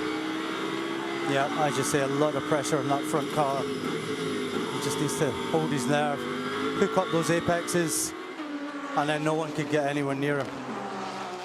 They sprint their way here down through Pilgrim's Drop on towards Hawthorns, and actually the Audi in a straight line has good pace because there look Reicher gets away by a length or so over Engschler. If anybody's on the move, it's likely to be Raponge. Yeah, it was very good through Surtees, though. Really got the perfect line and got the power down early and was able just to volt out of the corner. Cars climb the hill once more, up now through Sheen Curve. There you go. This battle is 17th and back, but it's amongst the fiercest on track at the moment. The lead gap has stabilised, 4.4 seconds. Feller to Junqueira, Lucas Auer continues to pull clear of Rossi, negating that penalty. So silver, Mathis Lismont, and in gold, Romain Andriolo. 77, Jock Raponge there over the line, and a drive-through penalty is heading his way for causing a collision. Remember, we saw him turn around that Ferrari up at Druids. Well, Jock Raponge gets a drive-through. We said it was going to go to the stewards, and there was no argument about it, and a drive-through. So Raponge, even though at the moment he's fighting in third place in gold, it's all academic because a penalty comes, and this is what we were saying at the time, Peter. There was just no way he could talk his way out of that. Well, the Ferrari was slightly off its apex, but yeah, the hole wasn't there to put the car, and it was just a pure turnaround and over exuberance, really. So, lesson learned for Jock Raponge, who came through the GT4 ranks initially in Chevrolet Camaro, so he's always driven big grunty cars, and he will have to bail from that queue in a little while to serve the drive-through penalty. So the race has 12.5 minutes, give or take, still to go. And the gap's down by 3/10 on that last lap, Feller to Junqueira. So Ricardo Feller might just be making sure that he nurses the car home to the flag. Should it need nursing, doesn't have to keep pushing it and banging it over curb. He can just safely and softly bring it home. But the gap has fallen from 5.7 seconds, which it was at the start of this stint. Yeah, he's in a situation where he's got the benefit of being able to not have to push the car over the limits and just bring it home safely. The last thing he wants is, you know, any kind of bad jolts through the car over curbs, etc., that might affect that power steering again and just bring on that leak that happened before. And this close to the flag as well, with just over 11 minutes to go. Even if it does start to give him any issues, you can guarantee that he'll channel his inner Popeye and imagine he's had some spinach and use all of his muscles to wrestle the car to the flag. Ricardo Feller then goes through. So Lion Speed, which is new to the Pro Cup this season, and could be on for a maiden outright victory. Second and third go through. The gap's down again. 3.9 seconds now to Junqueira. That lap from Ricardo Feller, a 23.7, a 23.5 by Junqueira. And then you've got Lucas Auer lapping at a sort of comparable pace as well in third. 6 seconds covers the top three. We might not need to speak too soon about Ricardo Feller here. Certainly the gap down a little bit further as he tries to get this car without drama to the flag. Well, Feller's still, at certain parts of the track, he's still in view of Junqueira. So he will see that he's sort of gradually catching him a little bit. There'll be some information from the pits as well. So I'm sure that's spurring him on a bit. Whereas Feller has got it all to lose, so he's kind of got to be careful, but at the same time, just keep putting in those lap times. But you know what? If he loses 2/10 per lap, it doesn't really matter. He's still going to win the race. You're riding on board with Lucas Auer. The number 2 Porsche, Maurice Schuring, which has got the fastest lap of the race, he's being given another penalty now. 5 seconds for forcing a car off track. Was that the Ben Green Ferrari that we saw down at Graham Hill Bend, the Red Bull livery car? That was Schuring diving up the inside, wasn't it, and being pretty uncompromising? I would imagine that is the stewards will have looked at that. We didn't see enough of that one. I did see it happen, but it's hard to know whether it really was a push-off or not. So obviously it's been to the stewards and they've assessed that. They say it is, so it must be. They take the action and the penalty goes. So although the car's got the fastest lap, it's not going to be a great result in terms of the actual classification. Meanwhile, Valentino Rossi hustles on for 4th place. He'd love to be on the podium here, but it ain't going to happen. This car hasn't quite delivered what we expected, and I think some of that was down to the first 2 or 3 laps. Hesse lost time, didn't he? He did. He was embroiled in a pretty fierce fight with Van der Linde. It was on the grass at one stage. So, yeah, it's not surprising that they're down in 4th place. But you know what? The car is on the pace. They're up there. It's a pretty respectable result up against the competition he's up against. And he's holding his own, you know. He's right up there. He's got some very fast drivers around him. So, yeah, Valentino's certainly, you know, impressed. Yeah. As his driving career goes on. Yeah, totally. Very much now, as we've been saying, a GT driver, not that motorbike champion. And I believe he's also a silver driver, yeah, as compared to gold and platinum. So I'm not wrong in saying that it is impressive that he's up there with them. No, very true. Meanwhile, there is 32 BMW, which is now Charles Witt at the wheel. He is chasing after Dean McDonald, but he's got to make up 3 seconds, and I can't see that happening. That's the car with the second penalty now. So Maurice Schuring is being given this 5-second penalty for forcing a car off track. And as you look at the car in traffic on the back of Constantine Ferrari, the time penalty is going to tumble it down the order. This was the move, Peter. Yeah, so he caught the curb on the inside, and it kind of pushed the car out. His car jumped it out, but so he was actually on the limit with his left wheels on that white line, and I suppose the stewards are saying, well, hang on a minute, you at least have to give the car on the outside some room, and he was absolutely on the limit. So yeah, I guess it's a fair call. Maurice Schuring trying to do whatever he can do here. He's just got ahead of Roman Andriolo, as also as Constantine. So 2 places lost there by Andriolo. Now he's a long way up the road in terms of goal, but he can ill afford to be jettisoning places left, right and centre. He's only got 8 minutes to go, and I think there's enough traffic between him and Tommaso Mosca for Roman Andriolo to be on for a maiden class win here. But it is certainly a car that is dropping down the order. There is another pit stop being looked at, and it's for treble 1 Alfa Rougier and James Callan. That's stopped outside its allotted 5-minute period. So a penalty may well come for that stopping effectively at the wrong time, outside of its specified window. I think definitely will come, yes. And that just illustrates why you have to have all of these people in race control, some looking at the race, like Niels Vitic, the race director, others looking at all the data, whether it's for speed, whether it's for stint times, whether it's for when a car pitted, just to make sure that all of these intricacies of the regulations are adhered to properly. That's right. Just looking at that gap come down a little bit more. It does seem to be 2/10 per lap, doesn't it? That Juncadella has over Fella, down to about 3 seconds now. About 6 minutes 52 seconds remaining of the race. Lead gap coming down as you look at Riccardo Fella. He's also got traffic to think about, so needs to be not putting himself in jeopardy, but not sitting behind the slower cars and allowing Juncadella a chance to catch up, because Juncadella is throwing everything at this, just hustling that car around. Another couple of tenths gained last lap, as Peter says. 6.5 minutes are on the clock. I think he's caught them at quite an unfortunate time. He'll lose a bit of time through here. Will they let him through? Because they're in a fight, I think, as well. So yeah, he's lost time there. Into Sterling's. Will he get them before clearways? Let's have a look. He's caught them. He's not going to clear them. They're going to be receiving the blue flag, so they have to let him by within a specific time period. So there's the first one. Indicator on. Simon Birch lets him go. Fair play. They get the blue flag in the car as well now on that in-car marshalling system. And the next one that he's going to have to worry about just a little bit further up the road there, the Aston Martin. Lead gap, though, down markedly, 2.1 seconds. You can put some of that down to traffic, perhaps. I think a lot of it. Look, he's not even that close to the Aston now. It just shows you how hard it is to follow another car closely, even though you're that much quicker. So the Aston, probably after Surtees on this straight, will let that Porsche go. Just have a brief lift. Lights on. But Juncadella has exactly the same problem now. Yeah. And the lights are flashing to say, look, get out of our way, I'm on a mission here.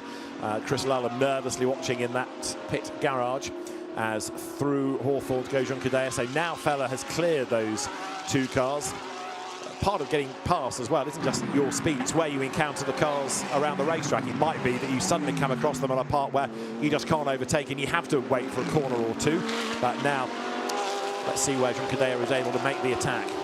Out of Sterling's, the gap down last time to 2.1 seconds. Now, though, Riccardo Fella in clear air once again. Each lap, he's been losing a little bit of time to Danny Juncadella in second place, the Spanish driver.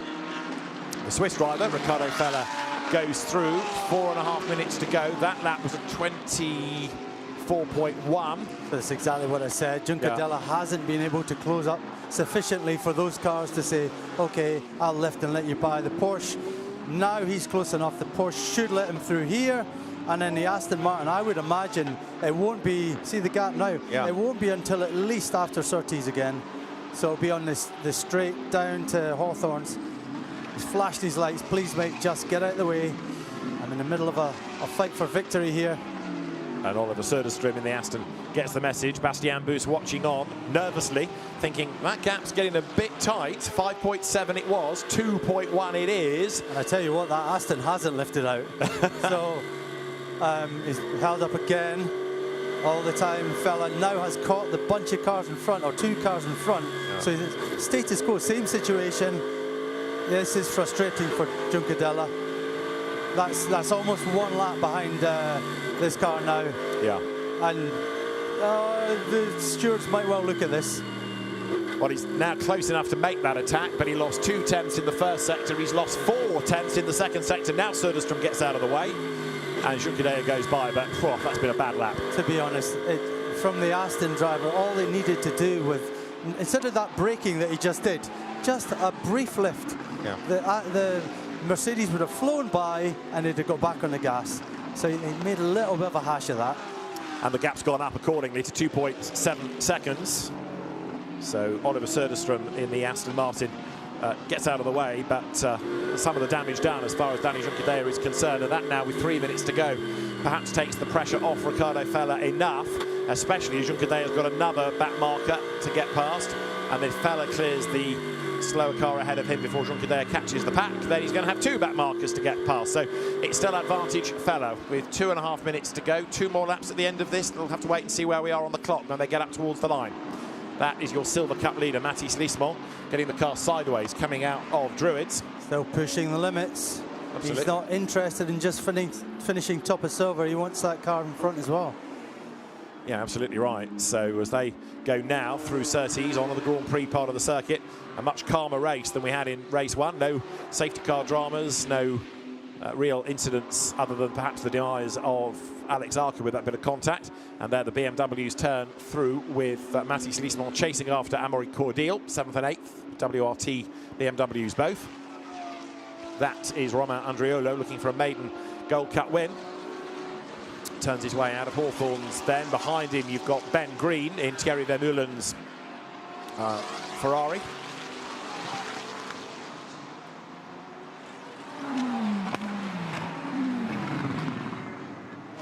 Through Dingledell, then Sheen Curve, and here into the left of Sterling's. Andriolo switching from the House Racing Team Mustang into McLaren for this season. He was in the gravel at Paddock, you might recall, here a year ago. Ben Green on the lights there to say, come on, let me by, I'm quick.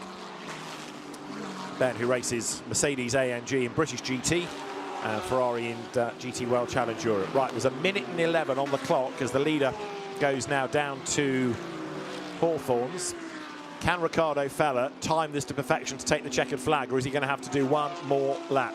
There you've got the second place car, the gap 2.8 seconds. So Ricardo Fella should have enough in hand here, barring any problems.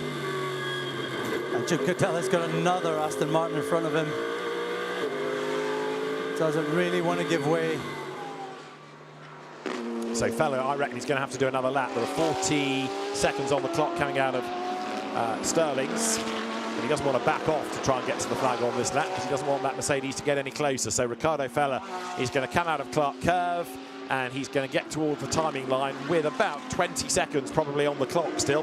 Through he comes, breaks the beam now with about 22 seconds or so. He's onto his last lap, and so Ricardo Fella and Bastian Buus, who dare not believe really, on the last lap, and this could be a history-making first outright win for Lion Speed. Yeah, almost came earlier today, but they were robbed of it with a car issue. They've got a second bite at the cherry. 2 pole positions today, so fantastic performance no matter what from that team and that car. So let's see if he can keep it together for another half a lap. I doubt he'll pass that car in front of him. Just a bit of a gap, so he'll just hold fire where he is. So, power steering failure race 1 put them out, but in race 2, utterly dominant. Never headed from pole to a race win. Bastian Buus did the first stint. Ricardo Fella brings the car home. In 2023, he was winning the Sprint Cup Championship as an Audi driver. Last year, he ended up driving with Lion Speed in bronze, but attracted the attention of Porsche sufficiently to give him a seat now on the factory roster. Lion Speed given a car to run in the Pro Cup.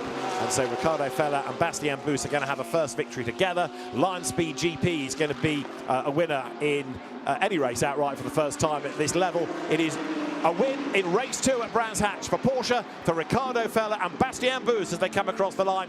A great drive, a great result for the team. Danny Juncadella and Chris Lullen take second, Lucas Auer and Mauro Engel third. Provisionally, we wait to see Valentino Rossi go across the line, and the margin between third and fourth, 8 seconds, so no problem. Lucas Auer is able to maintain the third place even with his penalty. Dean McDonald and Marvin Kirchhofer are going to be fifth, and Charles Witz and Kelvin van der Linde will come home in sixth place. Mathis Liesmol is going to win in silver from the Optimum number 5 McLaren and Jeff Machiel's Ferrari 52, and gold should go the way of Romain Andriolo from Tommaso Mosca, and then Arthur Rougier in third, but I say that provisionally because that's got a penalty looming as well. But that was just the perfect race, wasn't it? By Lion Speed, by Bastien Bus, by Ricardo Fella. Never headed and did just what was needed to win the race. Yeah, they used the luck they had in the first one for the second one, and just both of them drove a perfect race. Fella wasn't pushing too hard. He was nursing the car home. He knew he had a good advantage over Juncadella. Juncadella, on the other hand, had to push for all he was worth just to try and get that win away. But in the end, you know, a decent weekend for Fella. It's going to be tight in the championship. I mean, let's face it, the winning car from race 1 is down in 15th position. Any points for that? You might just salvage half a point or something, right. Yes. But such a weird day for the Ferrari team. And in fairness, yesterday was a weird day. I mean, that's why they were out of position, because they qualified badly for the second race. And Thomas Neubauer, who did the time, is no slouch, but it just never hooked up, and it illustrates the importance of qualifying. That is a good result in silver, though, isn't it, for Mathis Liesmol and Ignacio Montenegro. Tough to take the defeat in race 1, but they bounced back superbly. Yeah, they've been strong all weekend. They've been right up there, qualifying high in amongst the pro cars as a silver. So, you know, credit to them. I sort of thought there might be an outside chance of them to be, you know, top 3, but yeah, in the end, I suppose their competition is the Silver Cup. So, yeah, fantastic result for them to win the second race. Romain Andriolo celebrates a maiden victory in GT World Challenge Europe with Simon Gachet.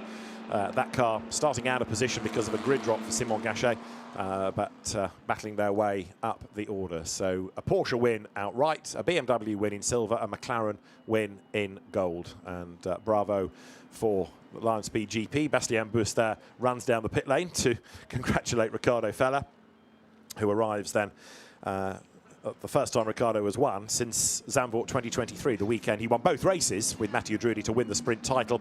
And for Ricardo Fella, it will be a really big boost to have a winner's trophy once again. And it's quite nice this time to look at our timing screen and not have lines about cars being under investigation. Yes, no one wants the race to finish in the stewards room. No, quite. Well done, Ricardo Fella. Well done, Bastien Bus. And the two embrace. And although, yes, disappointment, as you say, in race 1, where no points scored, that's a big boost to bring them back into the mix, and illustrates that there's another force to be reckoned with here, not only in terms of the drivers, but Lion Speed making massive strides from running customer cars for the bronzes, for the AMs, now to running Pro Cup cars and winning as well. So the gold and silver cup winning cars arrive. In the background, Invincible, the GT World theme plays out for the fans, and winning drivers will be scooped up towards the podium, but we'll have a chance to hear from some of them very shortly. Great result for Ignacio Montenegro there as he gets out of the BMW. This time, no dramas to have to fear any post-race penalties. So, Ricardo Fella and Bastien Bus this time are race winners. They're delighted, and they're with Nina J. Well, boys, no mechanical issues during that race, and you were absolutely faultless, dominant from start to finish. We saw Danny try and hunt you down towards the end there, but you had it covered. How satisfying is that result? Yeah, very good, very happy, especially after today's race 1. Basti did a great start, keeping the car in P1. But yeah, like you said, luckily we had a good gap after the pit stop, because the Merc at one point was catching quite a bit. But yeah, very, very happy to be here for the whole team. A big thank you to everyone. I know it's early days, Bastian, but you think this sets the tone for the entire season? I certainly hope so. Yeah, I think it's important for the team to get this. We were running good in Paul Ricard. We started off strong here and unfortunately didn't get it together in the first race. But yeah, sure, now we're here and hopefully we continue the streak. Congratulations, both of you. Thank you. In the end, the winning margin 3 seconds, and he did stretch, of course, in the traffic. But Lance Speed, having worked really hard in that relatively short break between races to sort that power steering drama out, fit whatever parts they needed to get the car back on track. And if there were any concerns about reliability, well, they were soon cast aside as the number 80 Porsche dominates the race. Matis Lismont and Ignacio Montenegro, however, are your Silver Cup winners. They were 8th overall, but this time it's a class win for them. Well, unfortunate race 1, but a class win has got to feel good. Yeah, I mean, race 1 we got P2 at the end, so still not a bad result. But yeah, this P1 feels very good also for the team. Everyone worked super hard. The car was in the window if we couldn't imagine so. So super happy with his job. First time on Brands as well. So yeah, happy with my own job. I think we maximized everything. Super weekend. Good start of the sprint season, and we go forward with a lot of confidence. Absolutely. Your first time racing at Brands Hatch. What positives can you take from this weekend? Yeah, it was a really, really good weekend, I would say. We had P2 there in Paul Ricard, now P2 here in the Sprint Cup, so I'm really happy. I want to say thank you to the crew, to the team, to Matis. He did a mega job. He helped me quite a lot in this car, and I want to say thank you to everybody. Can I say some words in Spanish to my family that Absolutely. They're watching Argentina and my girlfriend also, so gracias, vamos a Argentina, gracias familia, gracias Tiara, nos vemos próximo. Chao, chao. Congratulations. Thank you. I think Ignacio Montenegro and Matis Lismont might well be stars of this paddock for quite a long time to come. Good characters both, and a really good drive that, and illustrates that the Silvers are just as competitive as the Pro Cup drivers. That was a good effort by both, especially for their inexperience of Brands Hatch. Absolutely. I mean, a silver driver is a young driver, generally speaking, and they're finding their way in motorsport, and these guys are finding their way very quickly, and they're obviously very fast, pushing on the door of the pro car, so it's really good to see. Let's go back to the pit lane. Romain Andriolo, Simon Gachet are our Gold Cup winners. They're next. Well, congratulations. Gold class win. Relatively straightforward race for you. What does it mean for the team? Yeah, like we won this race. I'm very happy because Simon, the team, my engineer, everyone did quite well from the beginning of the weekend. So yeah, at the moment it's like we are happy and we need to work again to continue on that way for the next one. But yeah, it's a positive thing for me. Yeah, what does this mean for you? Yeah, nothing more. He did a very good job for his first race for him in this car. The team made a super job, so we are now fully focused for the next one. And yeah, we take some good points for the championship. Carry the momentum forward. Congratulations. Thank you, thank you. Yeah, good result that for CSA. Proof also that McLaren's in different teams' hands, whether it's Optimum, who had a British GT win last week, or CSA, all capable of matching the likes of Garage 59 and taking the cars to success. So the super slow-mo shot of the McLaren, 10th place overall, a Gold Cup win, and we're going to see a lot more of that car as well up near the pointy end over the course of our Sprint Cup season, which has a bit of a breather next before it goes to Misano in July. We've got 2 significant endurance races before that. Ricardo Feller and Bastien Bus are victorious at Brands Hatch in race 2. Danny Juncadella and Chris Lallam second. Lucas Auer and Mauro Engel third. Fourth to Valentino Rossi, along with Max Hesse. Dean McDonald and Marvin Kirchhoff for 5th, and Kelvin van der Linde helped Charles Witz for 6th. Anne-Marie Cordial and Jordan Pepper 7th. 8th, Matis Lismont and Ignacio Montenegro to win in silver. And 10th are your gold winners, Romain Andriolo and Simon Gachet. And you can see 12th with the assorted penalties, Maurice Schuring and Dorian Boccolacci's Porsche. The race 1 winners, 15th, Arthur Leclerc and Thomas Neubauer. A few cars dropped off the lead lap, and we lost Tom Fleming and Louis Pretz McLaren, plus the Audi of Dylan Pereira and Alex Arca early on with that suspension damage, putting them out after the clash with Maurice Schuring. So the drivers will make their way towards the podium very shortly. There's an overall podium as well as the gold and the silver. And before we do that, let's just reflect on race 2 here at Brands Hatch.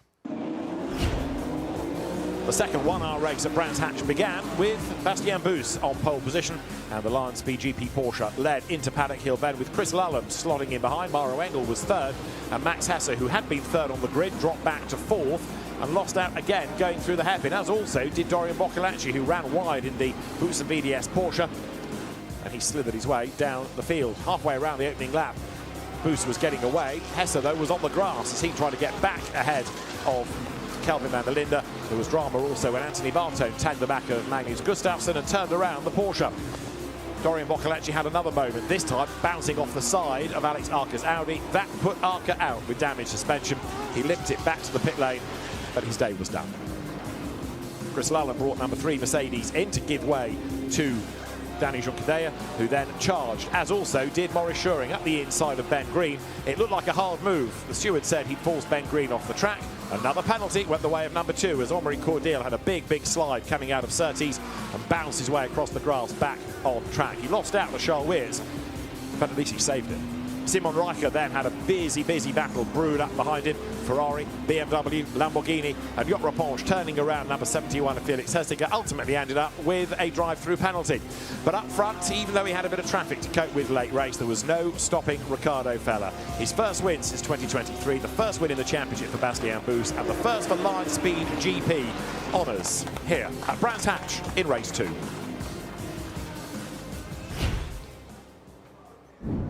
So Brands Hatch celebrating 100 years, a track that began as a grass track circuit for motorbikes when it ran anti-clockwise, and boy, how it has changed.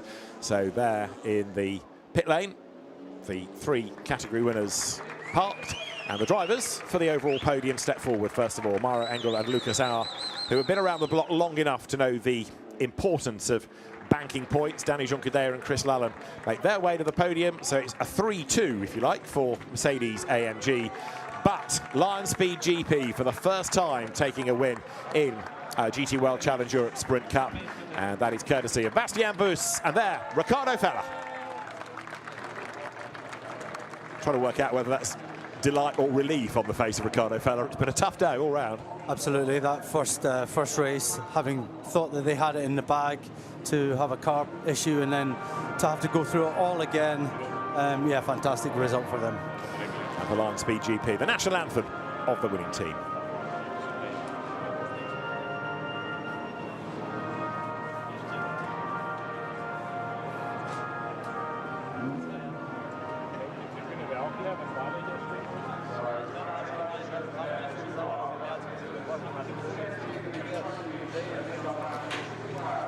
So the drivers then on the podium. Trophies arrive, and Steve Rouse from Pirelli making his way onto the podium to hand them over, first of all, to Mauro Engel and Lucas Auer, who you have to go back quite a few years, but again, they came from the single-seater route. Then to Danny Juncadella, who looks a little bit frustrated there, whether he blames the traffic or lack of pace early on, hard to say, but second place and points valuable. Chris Lullen will take that after the dramas of race 1, and then the trophies for the winners, for Riccardo Fella and for Bastien Bus. An excellent job done, and the trophies then presented to our race 2 Sprint Cup winners.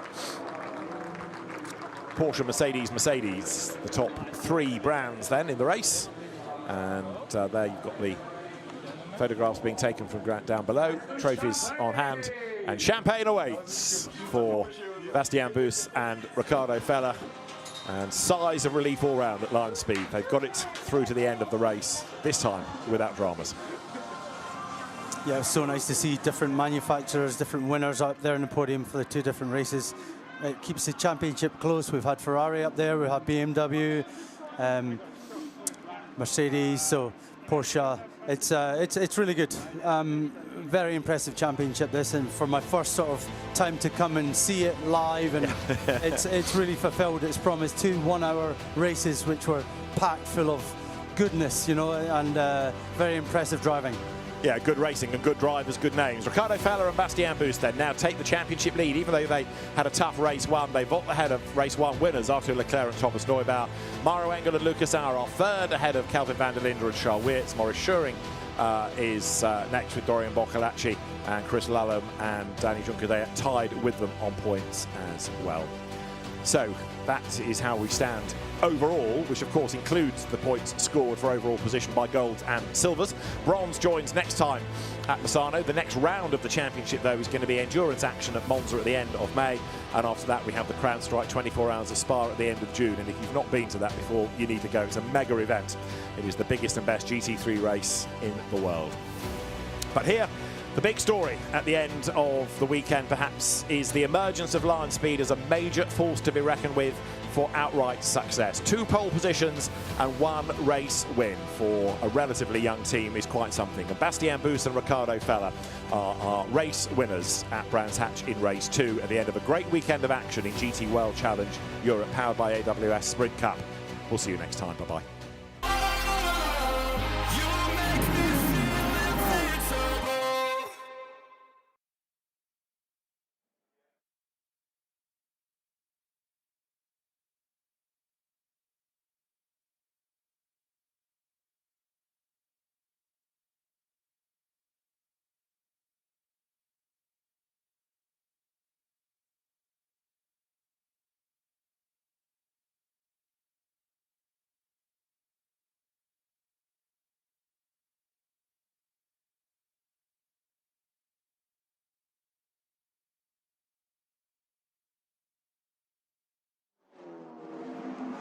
So there we have the drivers in gold on the podium. Loris Spinelli, Mattia Michelotto in the black overalls for 3rd place, in the red overalls, the 2nd of the gold crews. You can see from the 51 Ferrari, the Mattia Zagazzetta Tommaso Mosca crew, having had a win earlier on in the day, and Simon Gachet and Romain Andriolo come out on top.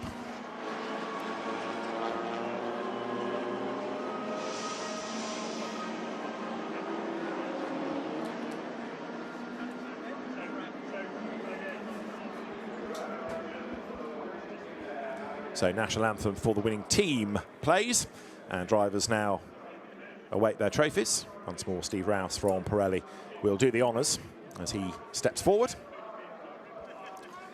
And much as we talk about the variety of the different brands in the championship, it is always heartening and positive to see different representation on a podium like that, with Ferrari a win and a 2nd, McLaren taking honours in class in that race, and also Lamborghini, the VSR team, Vincenzo Sospiri Racing, being represented there as well. Brands Hatch, of course, a very different circuit from Misano, where they will go next, and there'll be an extra podium there, of course, when bronze joins in. It's not, as I said earlier on, that there are no entries in bronze this weekend. It's purely that we have nowhere to put them all, because the entry is an enormous one, and there aren't enough garages at Brands Hatch, so something has to give, and so the bronze championship is 2 races shorter. Meanwhile, though, for the drivers on that podium, celebrations are about to get underway. Champagne sprayed, and for Simon Gachet and Romain Andriolo, new partnership for this year. Romain, a new car, a new team, much to learn about, a really important result for him, that, so he will be delighted, I'm sure, to be able to celebrate a win, and that puts them 2nd in the championship, 4.5 points behind Mattia Zagazzetta and Tommaso Mosca, who've had a really good day with a win and a 2nd. Mattia Michelotto then will be with Loris Spinelli 3rd on points. Then you've got Arthur Rougier and James Kell next. Tom Fleming and Louis Pret down to 4th because they did not finish and therefore not score in that 2nd race of the weekend. So frustration for them, but no doubt they will bounce back. McLaren's showing good speed once again, but just reliability issues seemingly for number 58 in that 2nd race of the weekend here at Brands Hatch. So Ferrari and McLaren split the wins, and a really good season-long battle, I think, is set within the Gold Cup. And the last podium will go, of course, to the Silvers, who have, as ever, delivered great racing, and they will shortly be brought forward. The podium awaits. The teams below are ready as well, as after penalties have been applied to some, the drivers step forward. 1 or 2 looking a little bit frustrated, but Mikey Porter and Guillaume Oliveira are there for second place. And for the top step, it is going to be Ignacio Montenegro and Mathis Lismont, who have delivered a really, really good job over this weekend. In the case of Ignacio Montenegro, he's learning about new circuits, he's learning about new cars, a team, sharing a car, whole different ball game. But here, Mathis Lismont have done a really impressive job.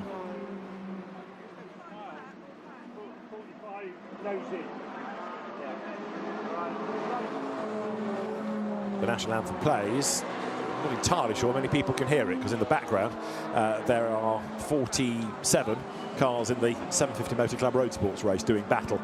It's a real mixed bag of UK club racing, but now that they're on the Grand Prix loop, the anthem can be heard.